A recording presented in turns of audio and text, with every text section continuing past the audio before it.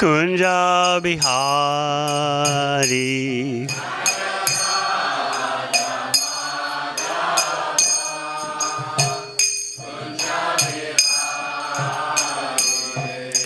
Gopi Janaballabha Giridvaradhari.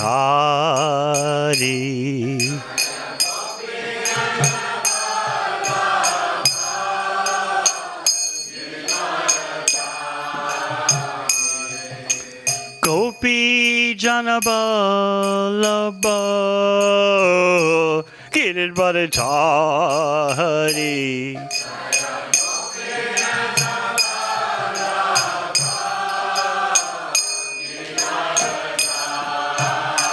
Yashodanandana Braja Janaranjana.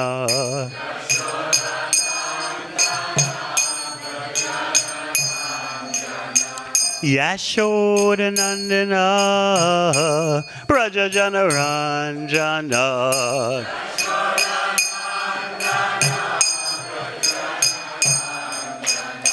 Jamuna Tira Vanachari.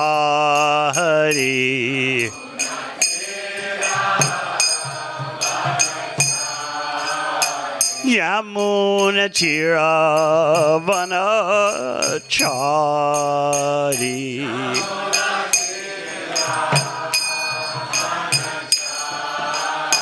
Jai Radha Madhava Kunja Bihari.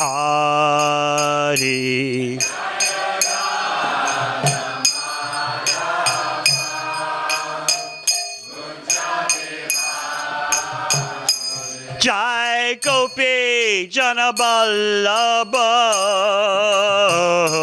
Giridvaradhari.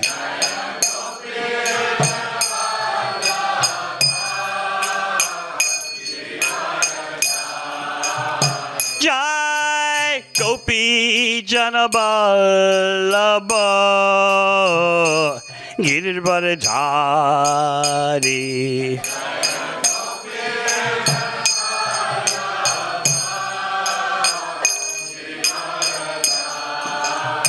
Yashodanandana Braja Janaranjana.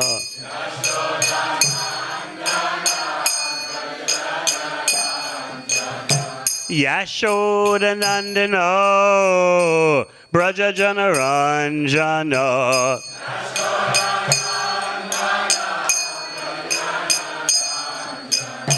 Jamuna Tira Vanachari.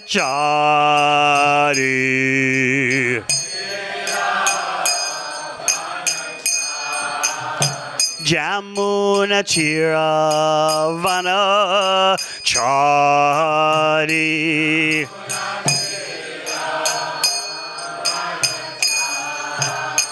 Jai Radha Madhava Kunja Bihari.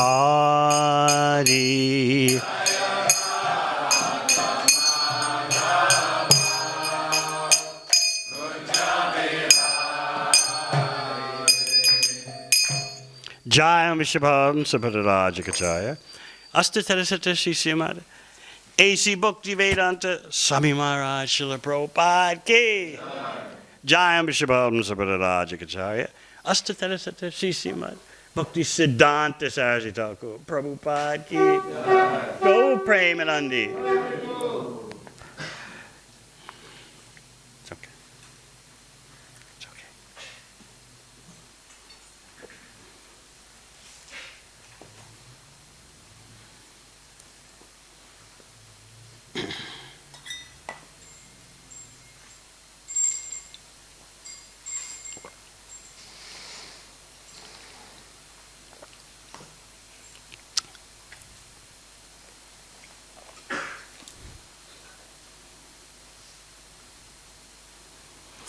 Om Namo Bhagavate Vasudevaya.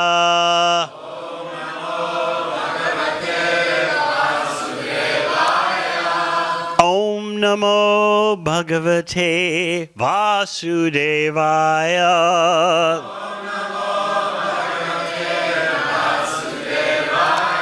Om Namo Bhagavate Vasudevaya.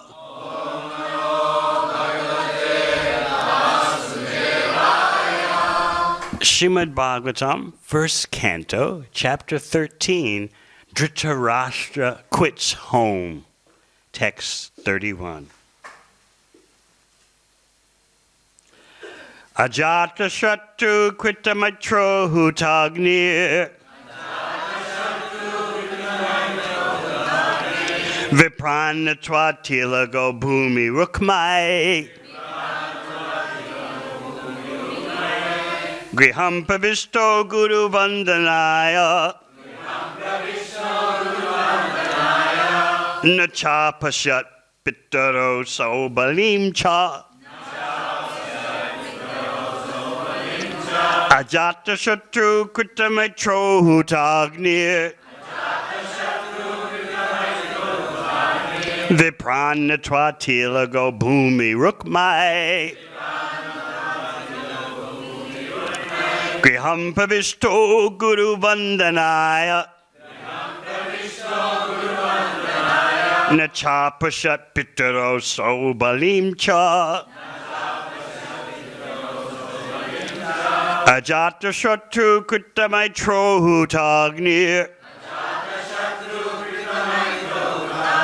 Vipranatva Tilago Bhumi Rukmai Griham Pravisto Guru Vandanaya Nacha Pashat Pittaro Sobalim Cha Ajata Shatru Krito Maitreya Hutaganir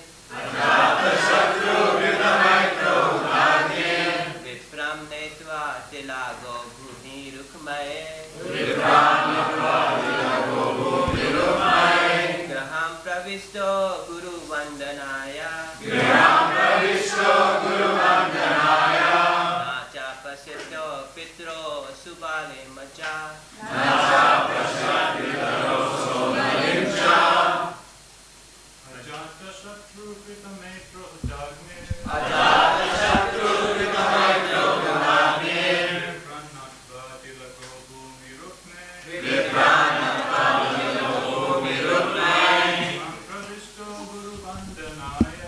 Pravisto Guru Vandanaya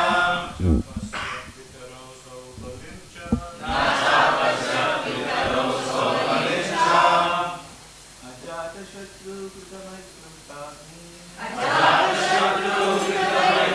Hutagnir Vipranatva Tilago Bhumi Rukmai Griham Pravisto Guru Vandanaya Nacha Pashat Pittaro Sobalim Cha Vaishnavis.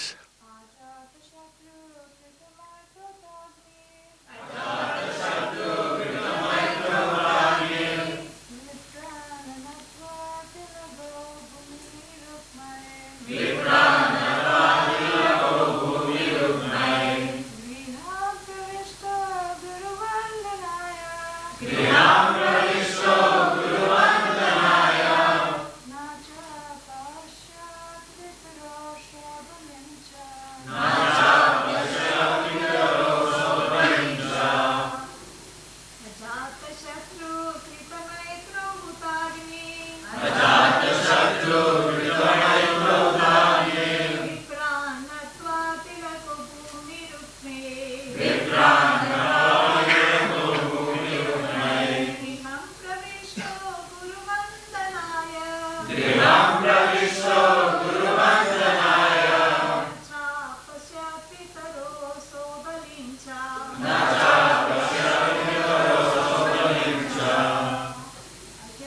Shatru Krita Maitro Hutagnir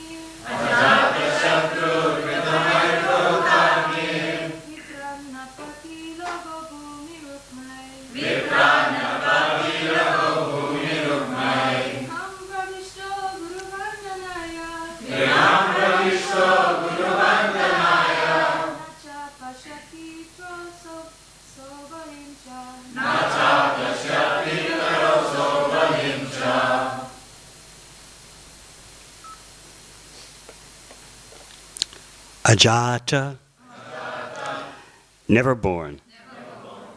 Shatru, enemy. Krita, having performed. Maitra, worshipping the demigods. Huta Agni, and offering fuel in the fire. Vipran, the brahmanas. Natwa, offering obeisances. Tilago Bhumi Rukmai, along with grains, cows, land, and gold. Griham, within the palace. Pravishta, having entered into. Guru Vandanaya, for offering respect to the elderly members. Na, did not. Cha, also. Apashyat, see. Pitaro, his uncles. Sobalim, Gandhari. Cha, also. Translation. Maharaj Yudhisthira, whose enemy was never born, performed his daily morning duties by praying, offering fire sacrifice to the sun god, and offering obeisances, grains, cows, land, and gold to the brahmanas. He then entered the palace to pay respects to the elderly. However, he could not find his uncles or aunt, the daughter of King Subala. Purport. Maharaj Yudhisthira was the most pious king because he personally practiced daily the pious duties for the householders.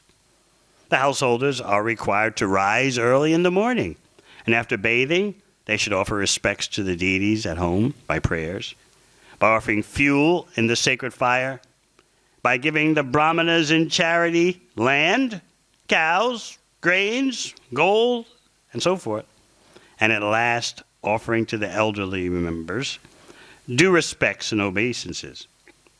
One who is not prepared to practice injunctions prescribed in the Shastras cannot be a good man simply by book knowledge.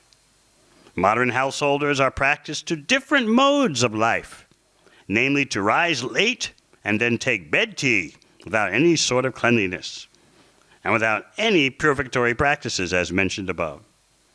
The household children are taken to practice what the parents practice, and therefore the whole generation glides toward hell.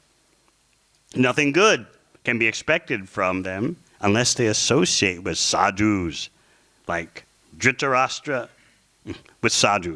Like Dhritarashtra, the materialistic person may take lessons from a sadhu like Vidura, and thus be cleansed of the effects of modern life. Maharaj Yudhisthira, however, could not find in the palace his two uncles, namely Dhritarashtra and Vidura, along with Gandhari, the daughter of King Subala. He was anxious to see them, and therefore asked Sanjaya, the private secretary of Dhritarashtra. Translation again. Maharaj Yudhisthira, whose enemy was never born, performed his daily morning duties by praying, offering fire sacrifice to the sun god, and offering obeisances, grains, cows, land, and gold to the brahmanas. He then entered the palace to pay respects to the elderly. However, he could not find his uncles or aunt, the daughter of King Subala.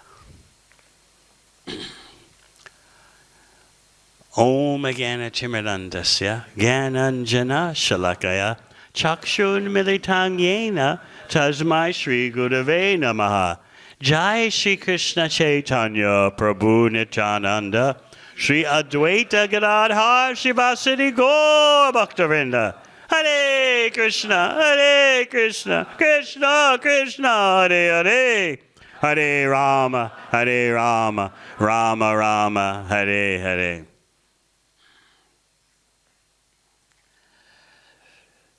this is a very emotionally intense part of Srimad Bhagavatam.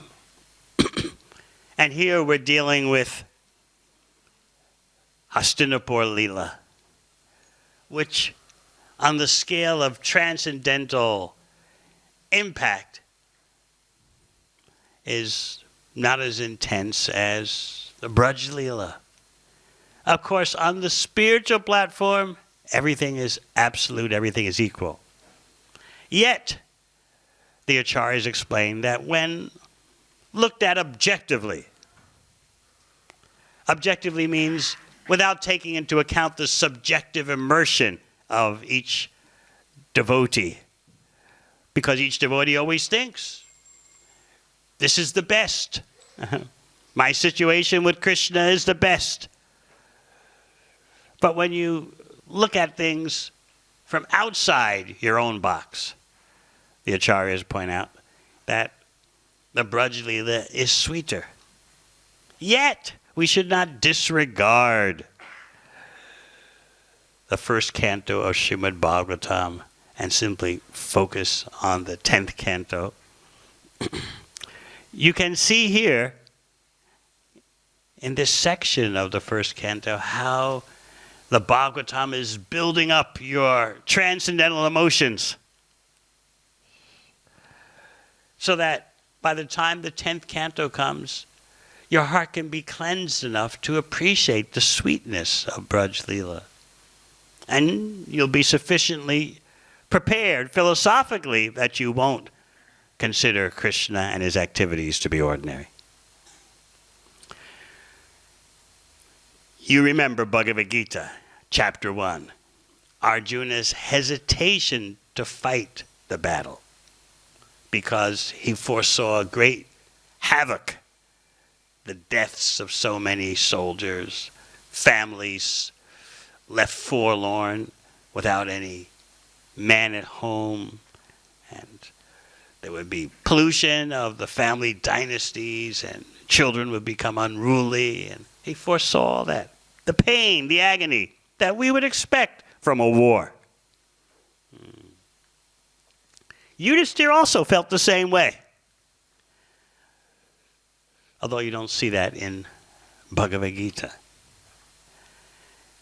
The fact is that upon the conclusion of the Battle of Kurukshetra, all the predictions of Arjuna and Yudhisthira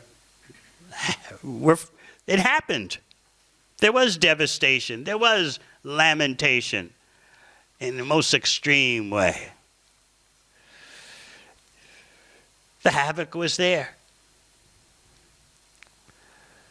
You may recall how Krishna himself seemed to not even be able to pacify Yudhisthira after the battle, so that Yudhisthira would take up the kingship. Yudhisthira's reaction was, all this slaughter just so I could be king? How can I ever escape all the sinful reactions? I must have such a false ego. I must be so attached to power that I would dare accept the kingship when so many persons are suffering in misery, so many wives are left bereft of their husbands. How can I do this task? How can I take on this service? And as you remember, by Krishna's own arrangement, Krishna himself couldn't pacify him. That was setting the stage. That so-called inability of Krishna was just his arrangement to give all the credit to Bhishma Dev, to glorify Bhishma Dev, who's about to leave this world. So all the Pandavas, as well as Krishna, went to see Bhishma Dev, as you know. And he instructed Yudhisthira in Raj Dharma, the Dharma of being an executive head. So now you have Yudhisthira established in his service. he's feeling better because he knows that there's an heir, a grandson, Pritchett Maharaj, who will be able to take over. Sometimes, even in our society of devotees, if you're doing an important service and you don't see anyone who can come behind you, you feel, oh my goodness, what will the future be? Who will be the GBC 20 years from now? Who will be the temple presidents 10 years from now? So everyone always feels better when there's a qualified successor who's somehow or other waiting in the wings, becoming trained, becoming more qualified. So Yudhisthira got consolation from that I have a suitable heir.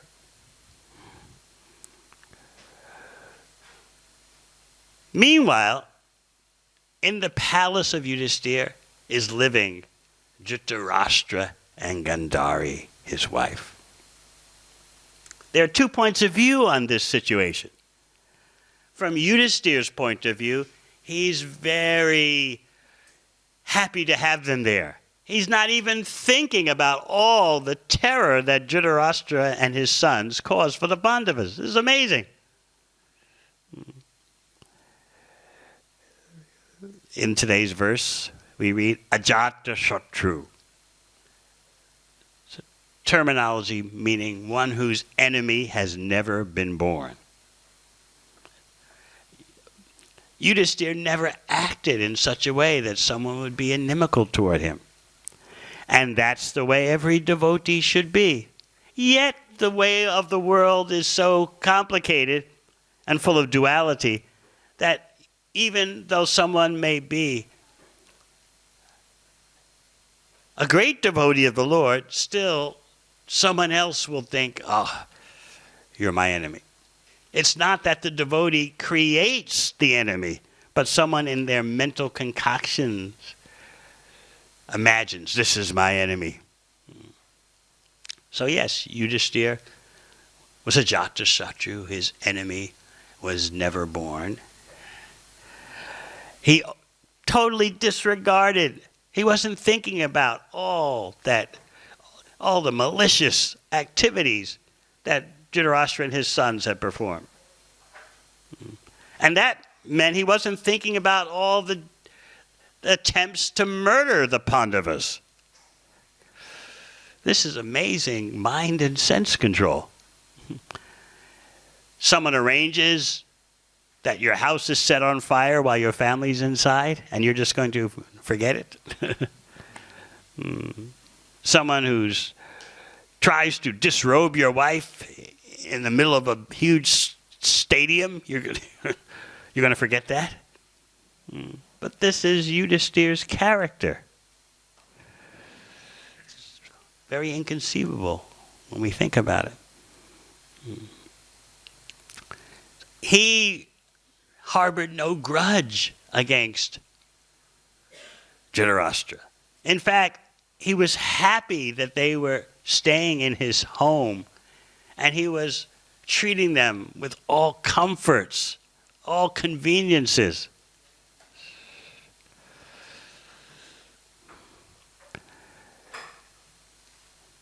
So now it's morning time, and he's going about his daily morning rituals. And part of those daily morning rituals is to offer respects to the elderly. But where is Dhritarashtra? Where is Gandhari? You may recall how in the purport, Prabhupada talks about modern householders they live differently.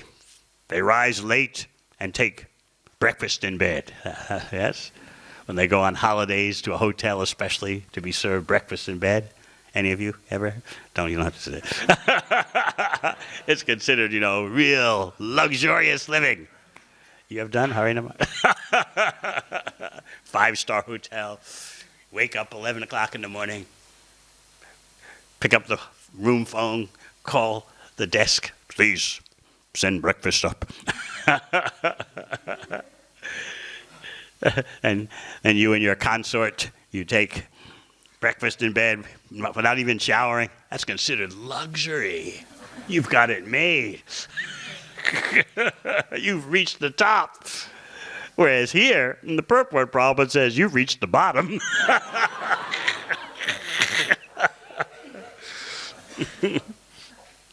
And then he points out, the children, they'll do the same thing. And therefore the whole generation goes down. In other words, the morning is very important.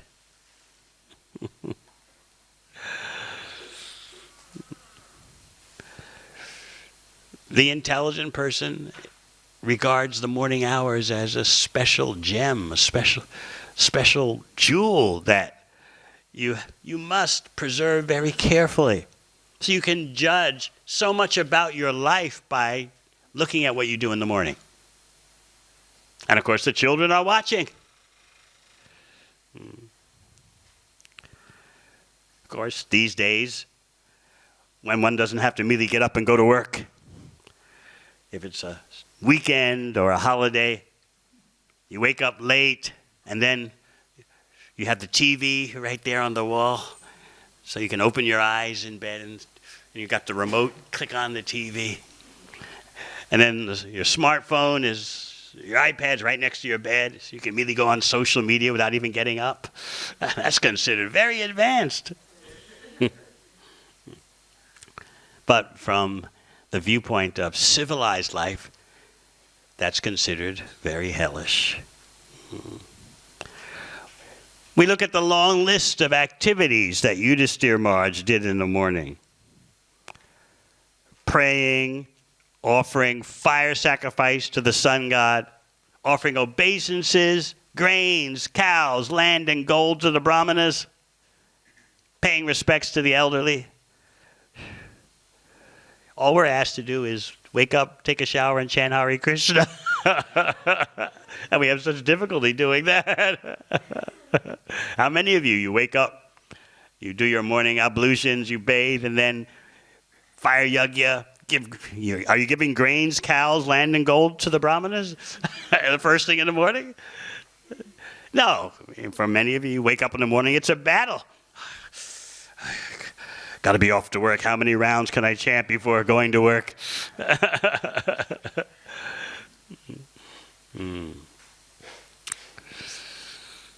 This is why we're simply asked to chant Hare Krishna as the Yuga Dharma.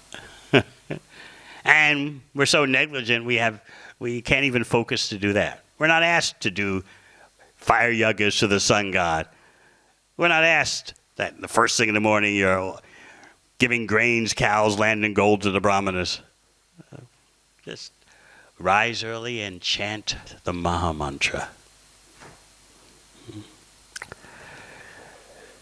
So, of course, Yudhisthira Maharaj is at the end of the Dwapara Yuga. Kali Yuga is waiting, but not yet manifest. So therefore, there's a different Yuga Dharma.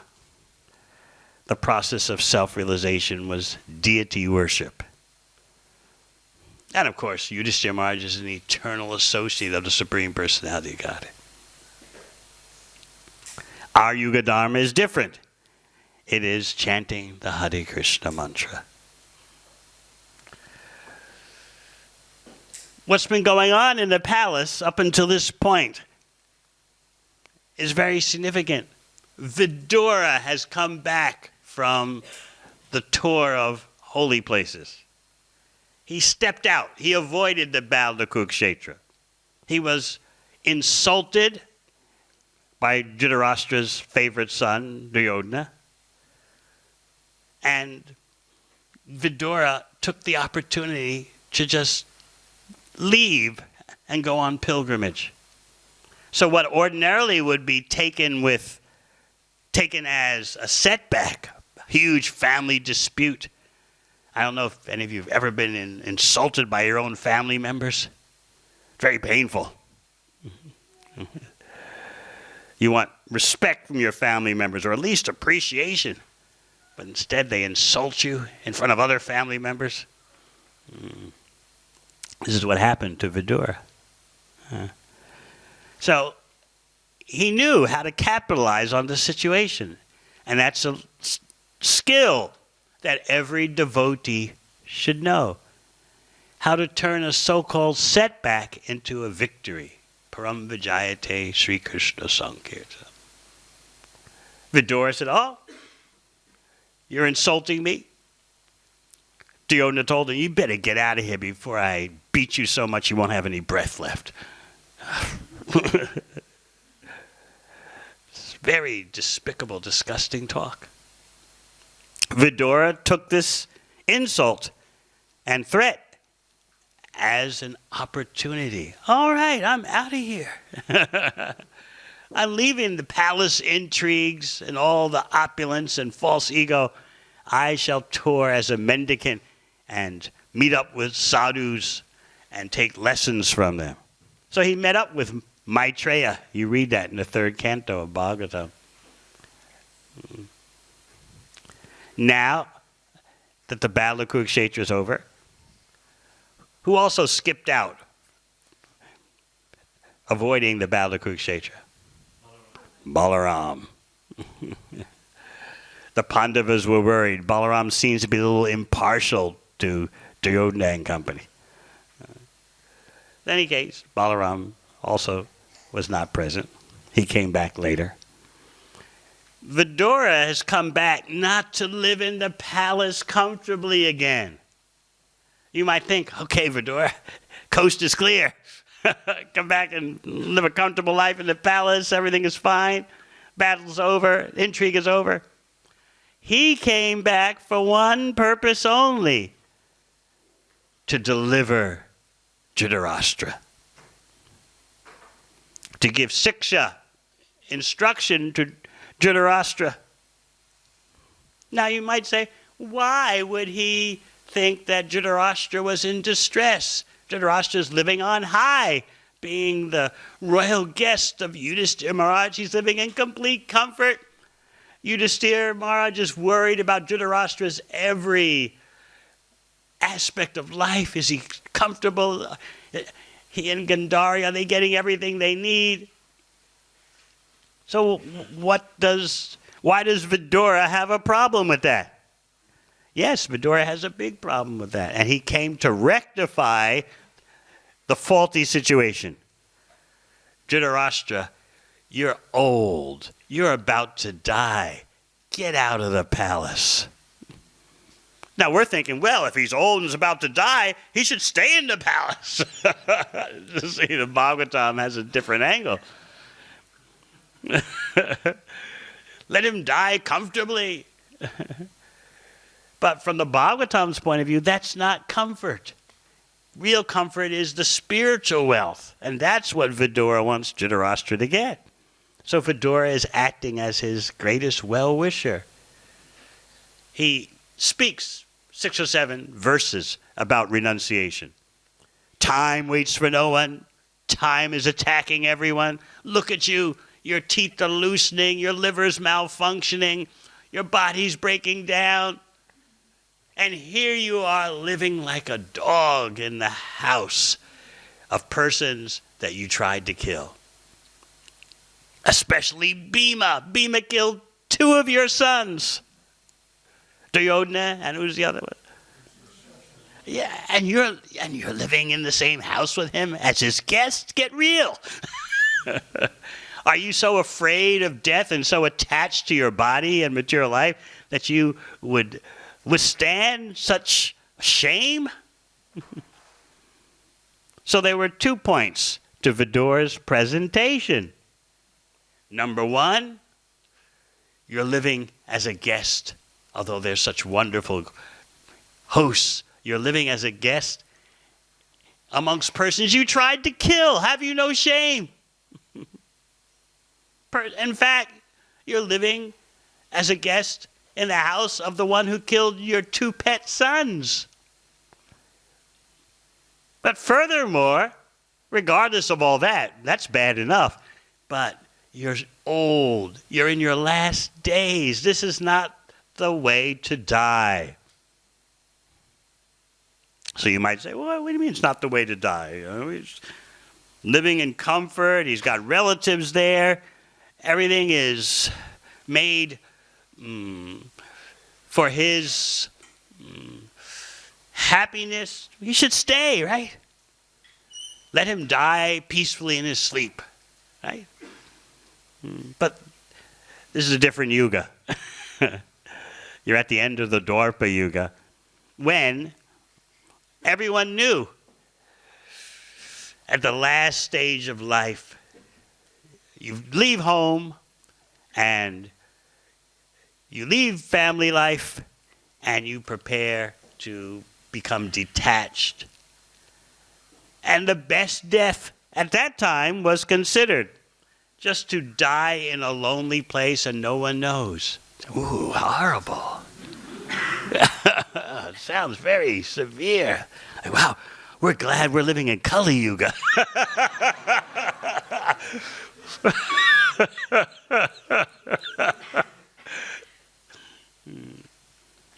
But the whole point in leaving home, leaving the family, and dying in a solitary place is that you're not alone. You have the presence of the Supreme Personality of Godhead.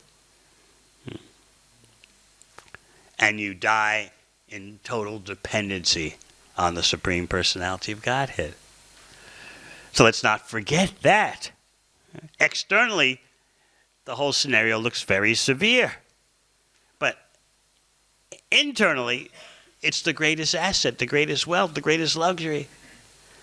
So at that time in the history of the world, everyone knew that. This is the end of Dwapara Yuga. Kali Yuga hasn't hit yet.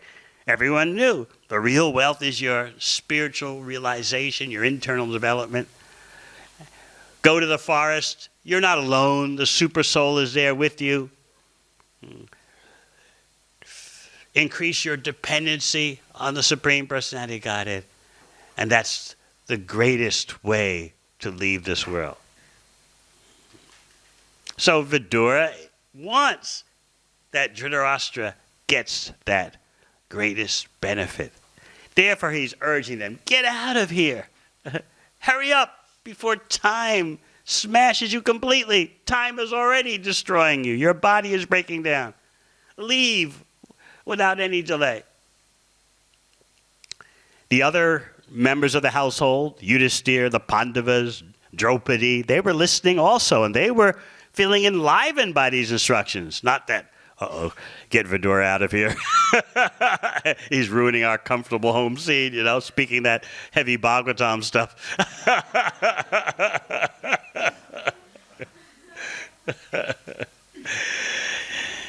Maybe some of you have heard, I don't say it too often these days, but there used to be a syndrome called Jai Maharaj, Bhai Maharaj.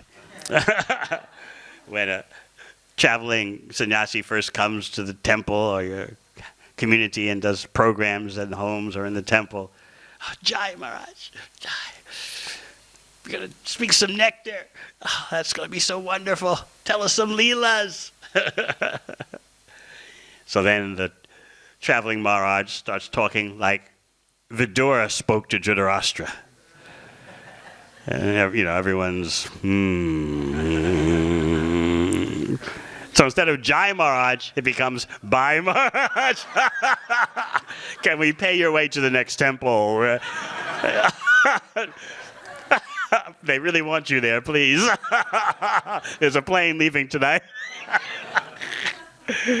That's it. It's not really like that. It's exaggeration. But anyway, what would you do if Vidura came to your house and spoke what he did? How would you take it? Let's read Bhagavatam and hear Bhagavatam proactively. Put yourself in this situation. So Vidura's task achieved its result. Yudhisthira doesn't know that the impact has resulted in such an event. So he's woke up in the morning, as you heard, he's doing his morning ablutions, his morning duties, making his rounds throughout the palace, giving charity, offering obeisances, paying respects to the elderly. Elderly? Where is my uncle and aunt? Where is Dhritarashtra? Where is Gandhari? Couldn't find them. So next you're going to be reading his condemnation. Where are they? I can't find them. Did I mistreat them? He never thought, oh, they mistreated me, therefore they should suffer. No, I must have mistreated them. Where are they? Maybe they've gone and drowned in the river because of my mistreatment. They lost all their sons. Grandchildren too. Left with nothing. Maybe it was just too much for them. They committed suicide. Maybe I contributed to all this. How could I be so ungrateful to them? They raised me as a child when my father, Pandu, left this world. Well, Dhritarashtra did a bit more than raising the Pandavas. He raised a lot of hell to the extent of murder plots, conspiracy for arson, all these horrible things. But Yudhisthira sincerely doesn't see this. This is amazing. Such an extraordinary character he is. Bhakti character.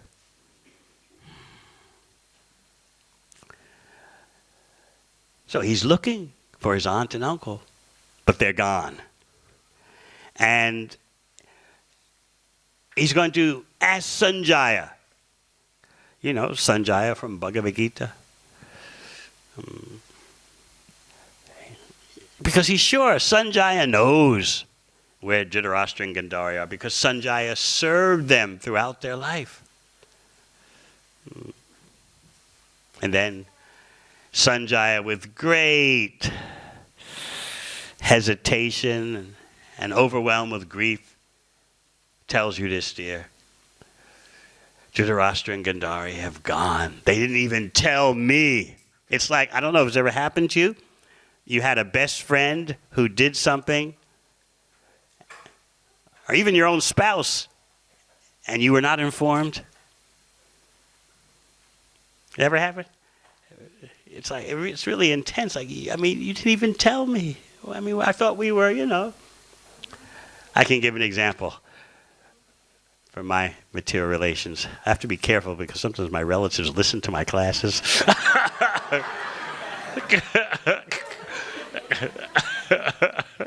Sometimes when I make my annual visit, you know, they start talking about family affairs, and psst, don't say anything.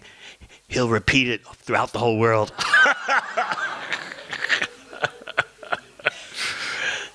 But my brother told me, one of my brothers told me this.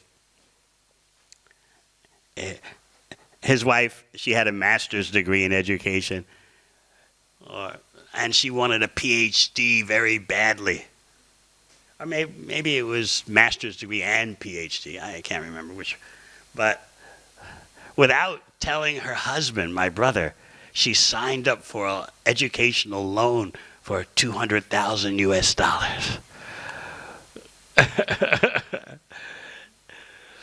And so my brother found out afterwards when it was too late. So I asked him, well, how did you feel? Why didn't you say something? You know? If you're not in that household situation, or any household situation in general, it's very easy to say, why didn't you say something? You should have said something to her. Right?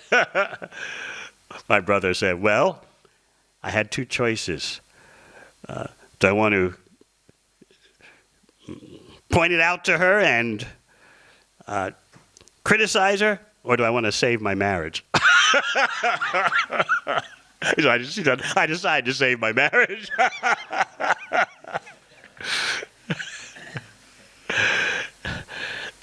So I was feeling for him. I was like, you know, this is your wife. She signed up for a $200,000 loan and didn't tell you.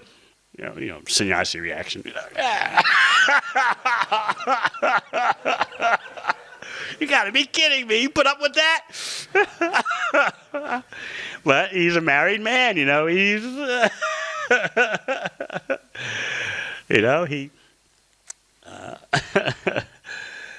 he gave up his freedom. So he told me, well, amongst the various choices, amongst the various options, I decided the best thing is to keep my mouth shut and save the marriage. So that's just an example of how you would feel if someone near and dear to you does something major and doesn't tell you. So this is what Sanjaya is going through.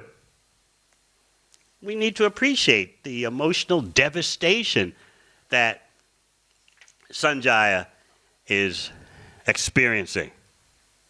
Yudhisthira asks him, Sanjaya, where's our uncle who is old and blind?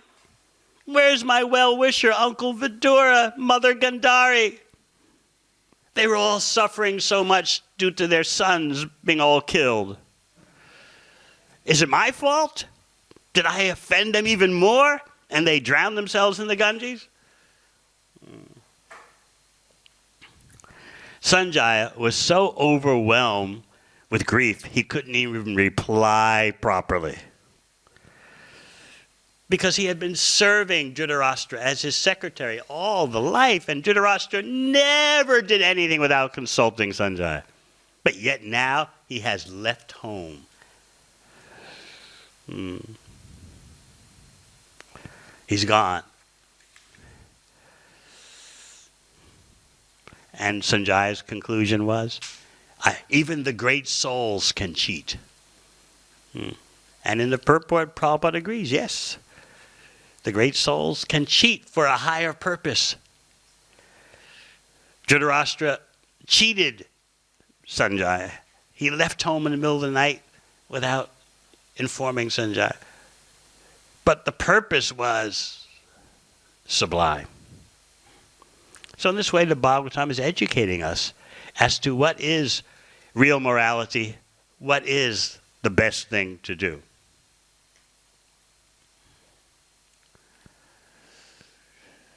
Vidura's instruction is there in the Bhagavatam. There's, as I said, 6 or 7 verses. And it's for real. It's about old age. Do something about it. Of course, the best thing is to do something about it when you're young. Right? As I was pointing out at a program last night, when you're young, you think, oh, I will become Krishna conscious when I'm old. Right? Now I need to enjoy, right? Play sports and video games, right? No? Just sports, huh? Okay. And then when you are in your 60s, then you'll be a bhakta, right?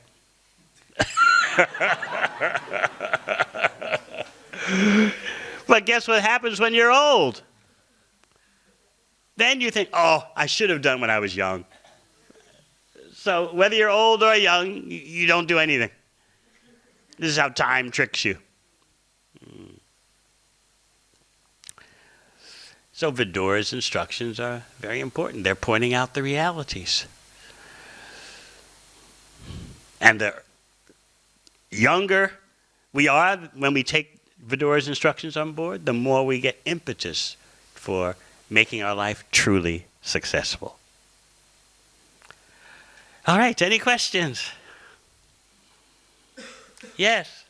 Maharaj, if I was not able to distinguish between my friend and foe, I would be considered lunatic, mad, and whatnot. Why is Yudhisthira not considered like that? He did his duty as the chief executive, but that doesn't mean he considered persons to be his personal enemies. He's doing his duty. He has no rancor or hatred. This guy.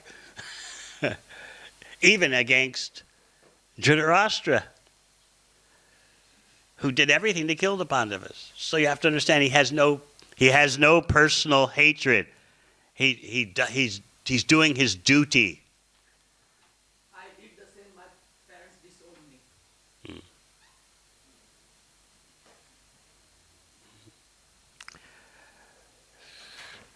We are living in Kali Yuga, so we have to expect that there'll be all kinds of ignorance and misunderstandings. That's the very nature of Kali Yuga, the age of quarrel.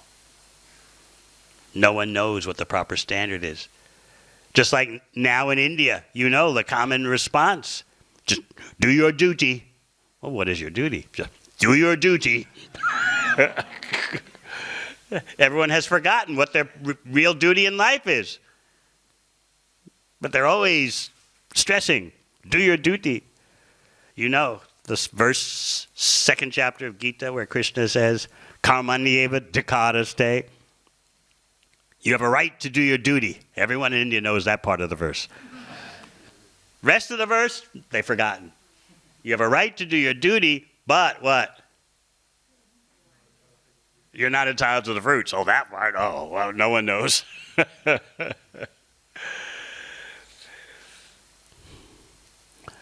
So we shouldn't be surprised in this day and age that even amongst family members, there are these severe misunderstandings and misfortunes. Anything else? Yes. Thanks for the nice all the social relations and the arrangements that you described, the emotions between the members of the family, obviously it doesn't look anything like current India, or it doesn't even look like India, the emotions between them. Is it just a time gap, or is this really completely different? It is Kali Yuga, but you see the remnants. You don't see the full impact, but you see the last traces are there. Duty towards the elders.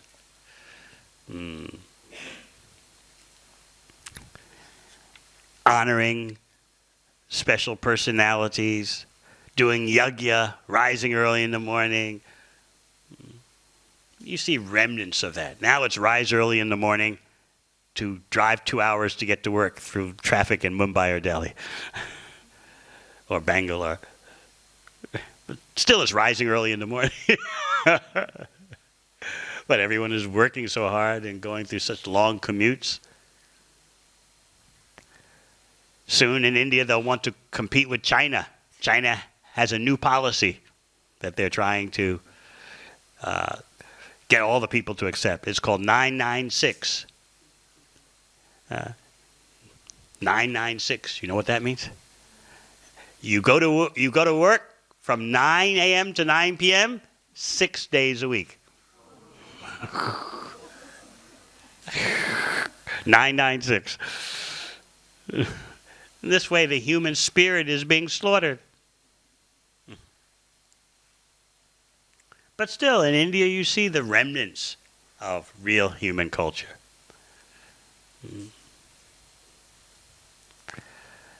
In Bhagavatam you see the full presentation.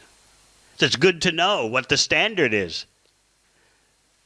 So what do we do? Should we feel hopeless? Oh my God, it's just things are so dark and bleak now. That's why we have the Maha Mantra. We chant Hare Krishna and teach others to chant Hare Krishna. That is the only good thing, Shukadeva Goswami explains, in this age of darkness. Asti heko mahan guna. There's certainly only one good thing. Kirtanadeva Krishnasya mukta sangha param bhaje. Simply by chanting Hare Krishna, you can achieve the supreme goal in life. It's the only good thing. Not IT. Not self-driving cars.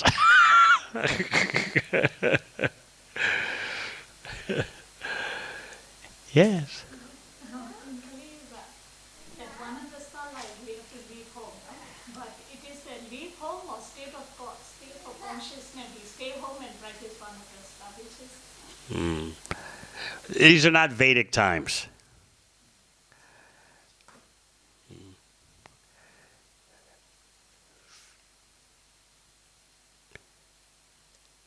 In Chaitanya Charitamrita, you'll read in one purport where it said that if the wife at home is no impediment, or you can take it the other way too, husband at home is no impediment to devotional service, then there's no need to leave home in this age of Kali.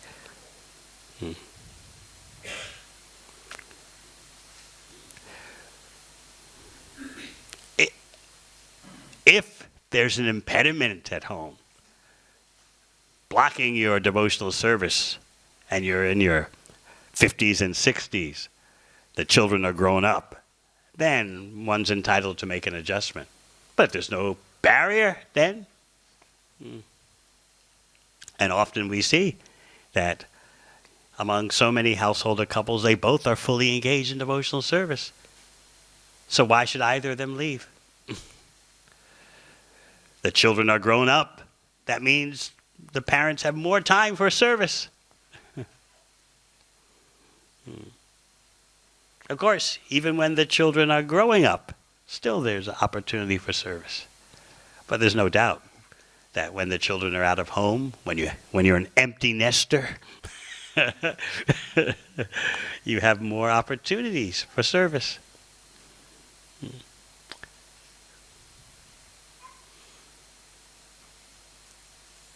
Yes. I have one thing which I always get when we preach in the public or so many devotees also, they always come up with this that, oh, we need the blessing, we need the blessing. But I always reflect to the Damodar Lila where 2 inches short of that rope, which was one was the effort of the devotee and the blessing of the Lord. So what should be the devotee's mood, that I should wait for the blessing and then put my effort, or put your effort in the blessing will come? For doing what, for example? Like any devotional service, they say, oh, I need the blessing to come to temple, or I need the blessing to do this. You know, like sometimes they feel like blessing is That's like, when Bhagavan wants, I will become a devotee. When he, in my heart, tells me, then I will become devotee. It's, kind of a Deshi way of avoiding doing what you're supposed to be doing. Instead of saying no, you just say, when he wants, then I will do. Isn't it exactly like that? What's that? Unless you want, you cannot even come to temple. So you stay at home until you hear that he wants, yes? Some obstacle comes and all those things. Like there is a famous thing about in India about Vaishno Devi. They call it, unless Mata calls, you cannot go to that temple. Same thing here, like several times But in Bhagavad Gita, Krishna says, always think of me, become my devotee, offer your obeisances to me. So that's a standing invitation, 24/7. Okay. Anything else? Yes. Gurudev, while doing all devotional service, in few purpose wherein Dhritarashtra already said that we have to be detached from the family affairs. But that goal looks very difficult. Well, especially if you have how many, 2 or 3 children? 2. So you raise your children in bhakti, do the best you can, and be detached about the result.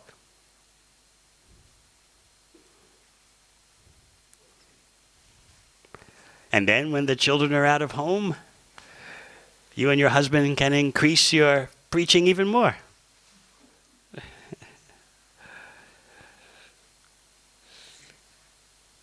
Parents have a responsibility to raise their children in bhakti.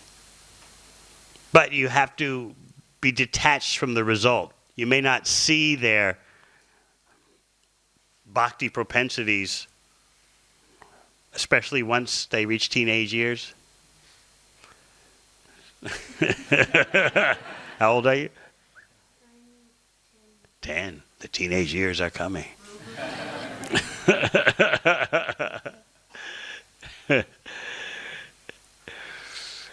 So you may have to see some years of rebellion, or just they politely leave it aside. But you just have to do your best in a detached way.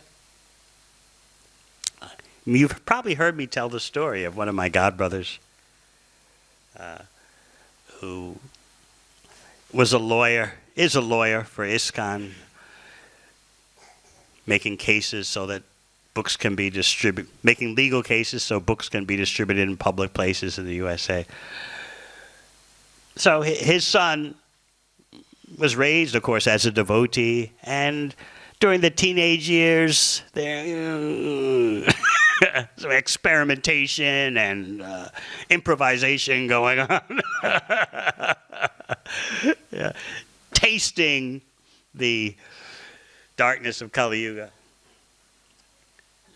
So his son went to university, and his father just figured that, I've done my best. What can I do? He's got to learn the hard way. So while the son is at university, he doesn't tell his parents, but he starts attending the Bhakti club at the university. The parents don't know this. As often children of devotees, they say, look, I've got to come to it my own way. I can't just do it because my parents have said it. I've got to find my own way to bhakti. That's what you all did. Why can't I do the same thing? In other words, let me be in Maya for a while and then, psh, Krishna. So the devotee's son was like that. He would just stumble into the bhakti gatherings at university and didn't tell anyone, and no one took it that seriously, because he wasn't revealing what was going on inside him. Then it was time for graduation. He graduated from university, and so his father said, all right, son, let's have a discussion about what comes next. You've graduated, the working world is waiting. Your mother and I would like to hear how you're going to proceed. And the son looked at him and said, Father, I think I'd like to be a brahmachari. His father, he's a lawyer, so he caught himself real quick. Like, son, if that's what you want to do, if that is your decision, and I want to be clear, this has to be, I'm sure this is your decision. Now, I've always told you, your mother and I will support any decision that you make. So, yes, Dad, it's my decision, I haven't told anyone, but, I've been attending the Bhakti Club, and I was even chanting without telling anyone, because, I got to do it my way. So, yeah, that's what I want to do. I want to be a brahmachari. So the father was really controlling himself, because he knew he could blow it, if he's, oh, that's exactly what I want you to do. This is what we've been waiting for. So the father had to really, control his senses, like, brahmachari, chanting Hare Krishna every day, huh? Well, if that's the way if that's what you want for your life. I mean, that's what your mother and I do, but of course, there are other options in life, and we are fully aware of that. His father was giving lawyer talk, We support all options. Sure.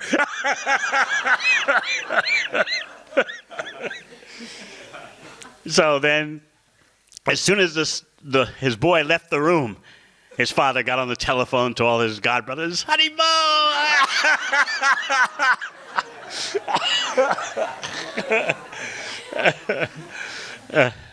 He was so happy. It was just a total surprise for him. He never knew this was going on. So in that way, parents have to be detached. You do your best, and then you can say that you did all you could do. You may not know when the seeds that you planted sprout. You may not even see it in your lifetime. Maybe it won't be till your children are in their 60s or 70s or something. So my mother is always telling me, I'm just waiting for when you come back to Jesus. She's 91. I prayed for you from the very beginning. I'm still praying for you now. I said, please, please, go on praying. I take all the prayers I get.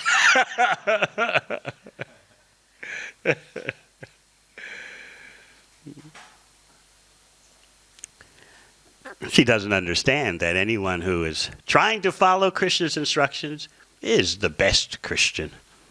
Because as we explained in Nectar Devotion class yesterday here,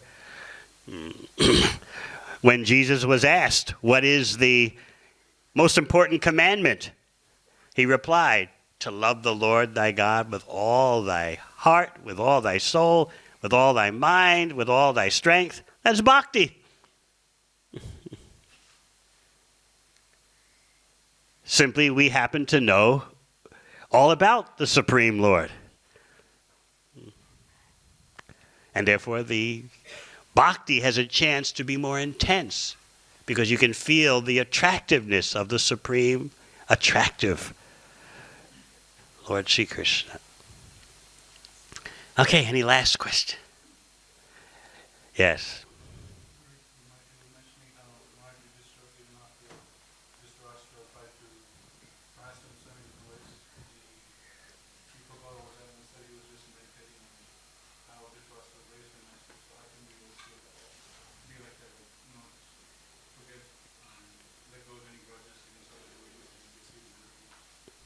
Yes, we shouldn't carry grudges because they make the hard heart, and that is an impediment for chanting Hare Krishna when you've got these lumps in your heart. And yes, sometimes just misunderstandings happen amongst devotees. There's no doubt about that. But you don't want that to impede your chanting. And then a real devotee is always thinking, although it's so obvious that this devotee caused me discomfort, I must have in some way instigated the situation due to my low consciousness. That's how a devotee thinks. Okay? So yes, we have this example of Maharaj Yudhisthira to inspire us in our development as real devotees. Thank you very much. Hare Krishna.